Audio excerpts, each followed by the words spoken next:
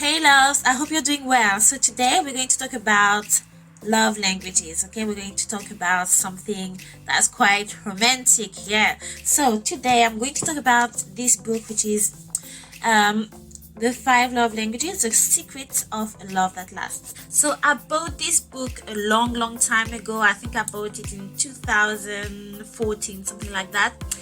And I read it once and I really liked it. It was a quick read and I left it on the side because I was single. Well, that's it, I was single. And then when I started a relationship, I went to the book again and it was really helpful. And I need to say that yes, this book is really trendy. I noticed that it became the topic of discussion on internet. A lot of people got familiar with the book, so I can tell that it really did help a lot of people in their relationship. So this book is from Garry Chapman. He's working mainly as a counselor from what I understand, but he's also studied anthropology.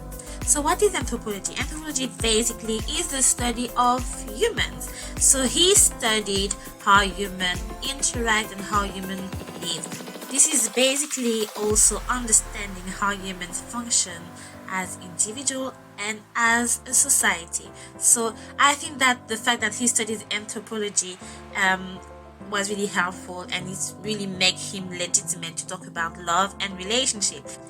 On a society level, on a personal level, familial level, religious level, love is a great pillar.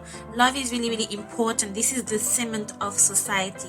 So love is really central to all our interactions as human. Not only romantic love, but love as individual. Loving your neighbor, loving each other is really important in most religions. So that's the reason why I thought it was important to read and learn about love. Now this book is more centered about romantic love, and I think it is also important to understand how love works when you're in relationship or when you're single, when you want to get ready to enter a relationship. I think this book is really helpful to maximize the potential of your relationship. It doesn't mean that your relationship is going to be perfect after reading this book, but this is really helpful to make sure everything is put to a full potential between you and your significant other.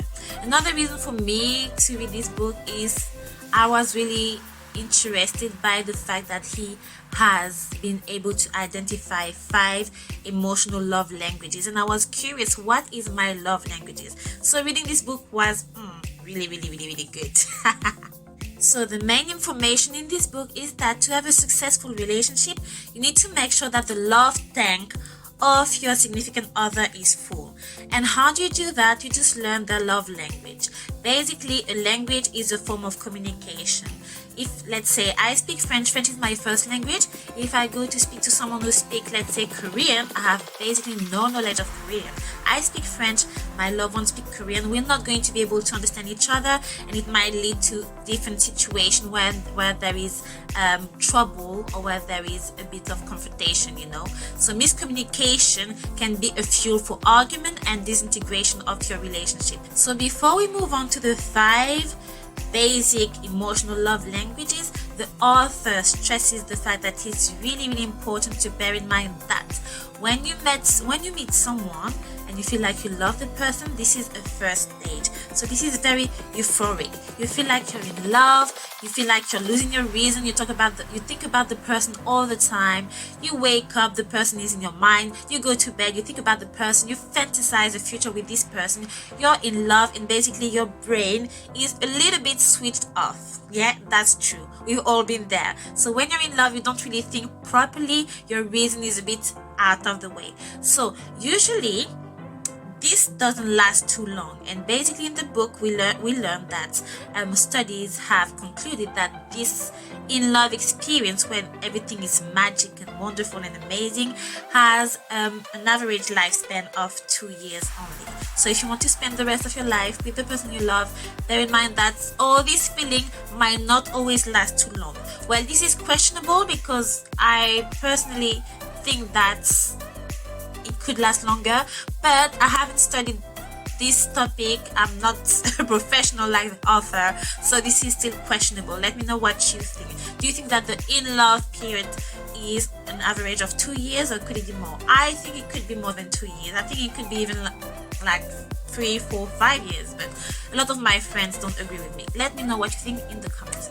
After this period, this in love phase, you enter in a phase when loving your partner is basically a choice. You decide to love this person. I remember I had this discussion with an ex-partner, and I asked him, do you think that loving someone is a choice, or do you think that's an emotion? And he was like, oh no, I think you don't choose to love someone, that's an emotion. And I think that was the first red flag that I should have noticed, because I do believe that after some time you make the decision to love this person, you make the decision to stay committed, because emotions come and go. Love is also an action word. You need to prove with your action that you love the person. Love should be here constantly with your action toward the person that you're in love with. Real love is intentional. It's more rational than this phase where your reasoning is out of the way during the first stage. So when you decide to move on to the next phase, your love has more discipline. You decided to be committed. You make sure you don't do the thing that your partner doesn't like, and you make sure that you keep doing the lovely little things that you used to do for the person you love. And for the person who is receiving your love, it's always great to know that the person chooses and decides to love you, to keep loving you day after day. Despite the struggle, despite the hurdles, this person is still here, committed. This is a great feeling. So people, don't give up when you feel that your emotions or your feeling are a bit different. It doesn't mean that you have to break up. You know, you're just entering a different phase, and it's up to you to make it work. First love language identified by Garry in this book is words of affirmation. Okay, so in this category, we mostly think about people who like to receive kind words, sweet words, encouraging words, and compliments. Who doesn't like a little compliment from time to time? I know I do. Okay, so he says that it's really important to make sure that your partner is loved by your words, but not only your words, also your tone and your body language. So make sure that what you say is in accordance with the way you say it. Both of them needs to be matched. There shouldn't be a discordance or a disconnection with what you say and the way you say it. We need to be careful with words of affirmation, because language can be used in a very good way, and it can also be very detrimental.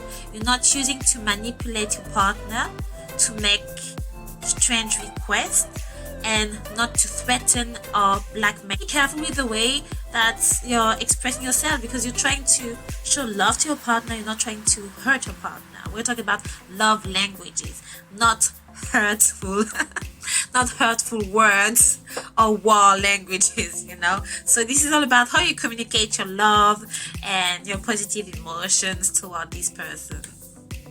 I like the fact that in the book we also have some ideas, like if your partner is really sensitive to words of affirmation, it's a really good idea to use all these nice little words, but it doesn't have to be always verbally communicated. You can write it on a piece of paper. You can write little notes every once in a while for your partner with little poems. You can put your love in a song, and also just remember that the simple fact or the simple idea of saying I love you to the person you love is also very important. I know a lot of people are like, I'm not saying I love you before the first year, or they have a time span that they have to keep in mind before saying I love you. But just saying I love you, I care for you, I appreciate the fact that you're in my life, are very important things to say to the person you love for them to feel loved.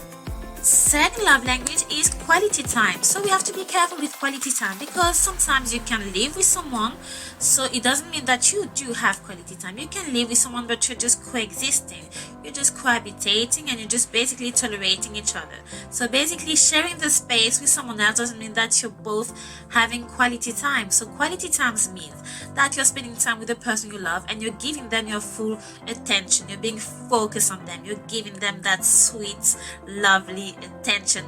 They are the only person in your eyes. So it's very important, because you know the saying that says, oh, you hear me but you're not listening. That's where the focus is important.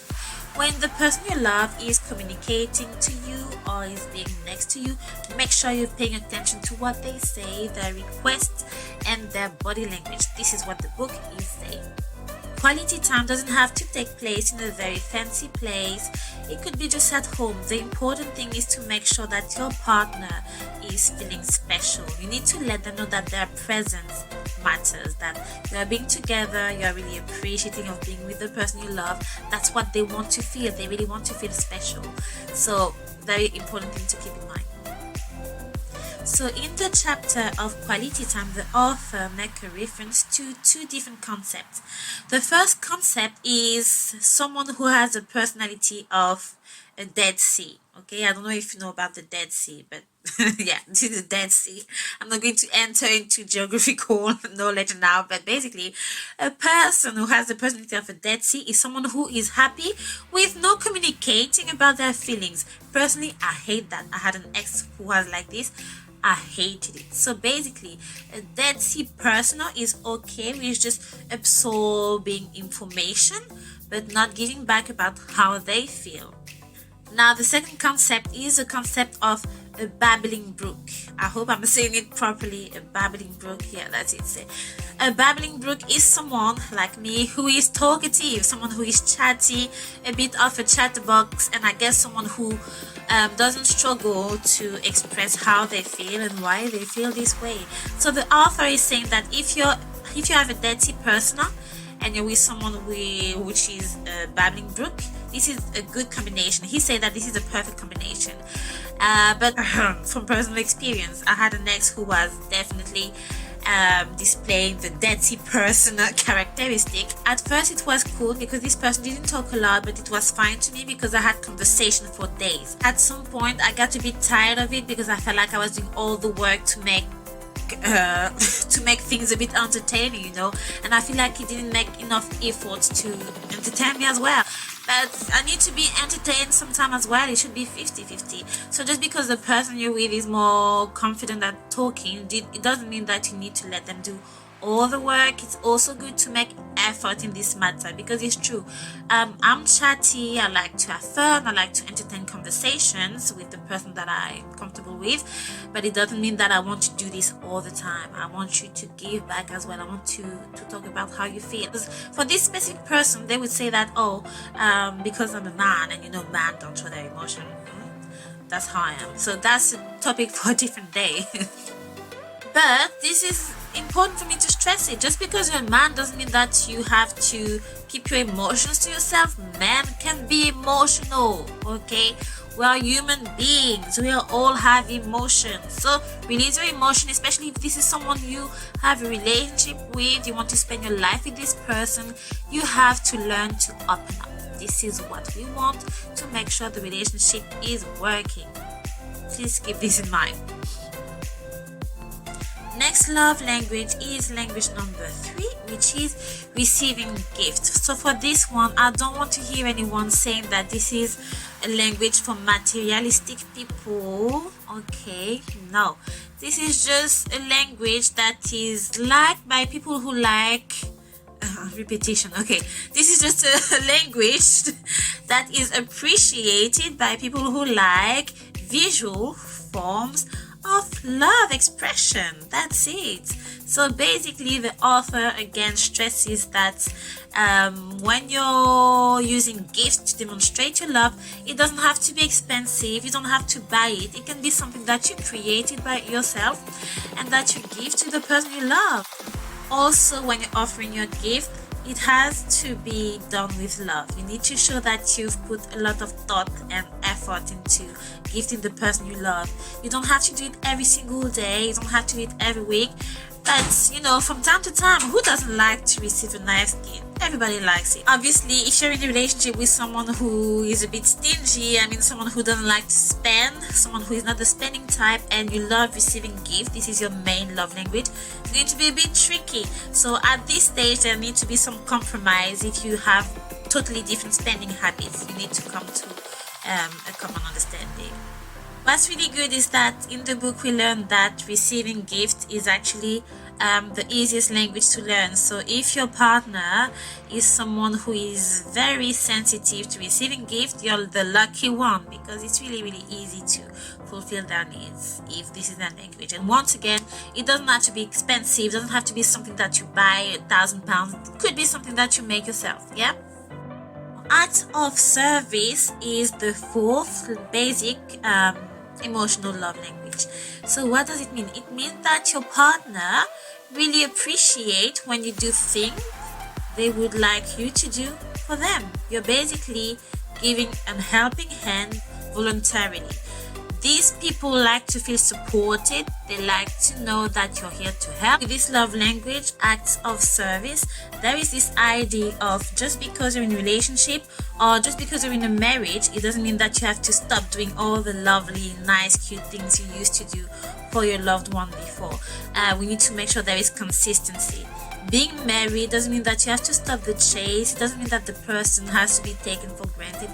Keep showing love. Keep doing all these little acts of service you used to do before. It doesn't mean that you have to be like a servant. Please, if you feel like you're being bullied into doing all these acts of service, it's time to put a stop to all of this. Very important. Keep your dignity. Basically, as the author says in the book, don't be a doormat. Basic. Love language number 5. So physical touch can be just simply touching someone's shoulder, kissing each other, giving each other a hug, or just sitting next to each other. It's not only the physical touch, it's also the presence, feeling that the person is close to you. So if there needs to be some form of physical contact, yes, but just sitting next to each other, holding hands is also great for people who love physical touch. Physical touch is also a way to create and nurture intimacy in your relationship. Connotation, it does not. So basically, these are the 5 basic love languages. So let's see if I can remember them by the proper order. So the first one is... okay. Okay, I'm going to give them to you not in order. But this is not professional, isn't it? I should make them in order. Let me think really hard. So the first one is words of affirmation. The second one is acts of service. The third one is quality time. The fourth one is receiving gifts. And the last one is physical touch. And I was wrong. That's why I need to keep my book with me. So the first one was words of affirmation. The second one was quality time. The third one was receiving gifts. The fourth one was acts of service. And the last one was physical touch. That's it. So, how can you know your own love language? So, the first thing basically is to buy the book, because it's going to give you a lot of information about all these love languages. Now, if you're not ready to buy the book yet, and whether you have the book or whether you're not ready to have the book, the second thing is there is a test in the book that you can complete, which is at the end of the book, just here. Okay, you have a couple of pages where you can do the test. You can also do the test online. This test will help you to understand your love languages. At the end of the test, there will be one love languages which will stand out the best. Now, what's really interesting to see is that it can change. Like, you can do the test 1 year, and when you go back to it 3 years later, you can notice that your love languages will change. I mean, we're human. There is fluidity, flexibility in our emotions and the way we receive emotions. So I assume that's normal. Another way to identify your love languages is to sit down and reflect on 3 things. The first thing is, what hurts you the most? What are the things that your partner does or do not do that hurt you the most? The second thing is to analyze, what are your requests? What is this that your heart wants? What is this that you expect from the relationship above all?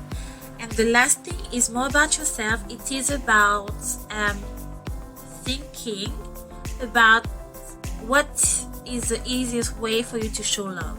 Do you show love more easily with your words? Do you show love more easily by offering things to the one you love? Or do you show love more easily with body language or intimacy or physical contact? This is more about you.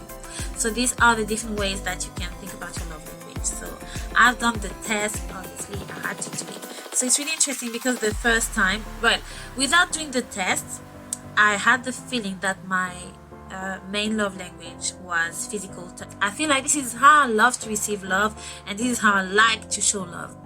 When I've done the test the first time, it was really interesting because when I did it with the book, so yes, my first love language was physical touch. I wasn't surprised at all. I know this is me, this is who I am. The second one was acts of service, and this is true, like, because I remember in 2014 I just moved country and I was in a very difficult life situation, struggle life basically, and it's true that I was probably expecting that if I get into a relationship, I would expect this person to help me and support me throughout this stage of my life. So yeah, the second time I've done the test, which was a couple of weeks ago, it was a bit different because the first love language that I had was words of affirmation, and the second one was physical touch. So it changed, and it's true that I like to receive nice words. I like to receive nice little texts. So yeah, the love language where I scored the least consistently was receiving gifts. I don't know, receiving gifts is not something that moves me a lot. So to me it's just like, blah, okay, thank you. So knowing your and your partner love languages is really helping the dynamic of the relationship. It is a good way to make sure the love is flourishing in a good way, I believe. And if you make sure that both of you are doing the effort to fulfill the love tank of the other, and you're making the effort to communicate in a way that the person understands, to make sure they receive your love, is all you need to make sure you have a good time together and a successful relationship. Once again, doesn't mean your relationship is going to be perfect. No relationship is perfect. Doesn't mean that you're going to be able to last forever, because you never know in life. But I think this is a good way to make sure you maximize your potential. What is your love language? What is important for you guys? So my favorite chapter in the book is chapter 11, Love Makes a Difference. This is just my favorite chapter because it really focuses on the idea of, the impact of love. Everybody longs to be loved. Love is a wonderful feeling. And I know I'm a very lovey-dovey person, I know it. So basically it had to be my favorite chapter in the book. So I also love the fact that this book is not only about romantic relationship, it also focuses on a lot of life values, a lot of qualities that are important to have, like patience, commitment, kindness, and forgiveness. So this is really good also for personal development. In the book, at the end, you have a lot of questions that are answered. Sorry for the gap. I had a gap because these questions are FAQ questions, and I know that in French FAQ questions stands for foire aux questions, and I was like, okay, so what is FAQ in English? Let me just check in the internet. What? Okay, I don't have the time. So a lot of FAQ questions at the end. I'm sorry, I don't know what FAQ stands in English. Nah, English is my second language. I'm trying, guys. I'm really trying. And I know I should be more prepared, but time is limited. I'm just trying, guys. So anyway, so overall, I think it was a great read. I really enjoyed reading it. I think this book is great because it does add value to your relationship. Also, if you're single, it is a very good way to get ready and to prepare yourself before you enter a relationship. So to conclude, the 5 love languages, the secret to love that lasts is a great book, quite easy to read. Obviously, yeah, English is my second language. It was not difficult at all for me to read it, but I would probably like to read it in French as well, just by curiosity. Quite quick to read as well. The only thing is that obviously understand this is a self-help book, so the author has to put stories so that you can relate to it, or you have to put testimonies in the book, but I just felt like there were maybe too many testimonies because I'm a quick reader and I have so many books that I want to read, and I felt like, come on, I want to move on into the book. So I just really thought that some of the testimonies were a bit lengthy, and yeah, I just wanted to finish the book quickly. And I know this is something I have to work on.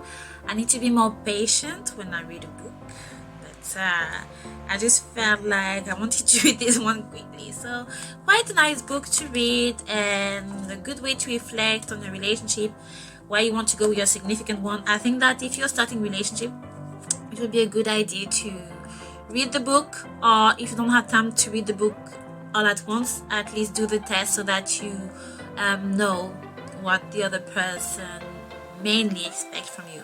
And really important that I need to say that the author say that he's talking about 5 basic love languages, and as you should know, with every language you have dialects, meaning that these are sub-branches of the language. So basically we're talking about 5 main categories of expressing your love, but within these 5 main categories you have so many ways, you have a myriad of ways to show your love to the person you love. So yeah, read this book with an open mind. Please expand on the way you show love to the person you love, and I do hope you enjoyed this video. Bear with me with the accents, bear with me with the lighting and all these things. I'm quite new to YouTube, but yeah, it was fun reading this book. Let me know what you think in the comments.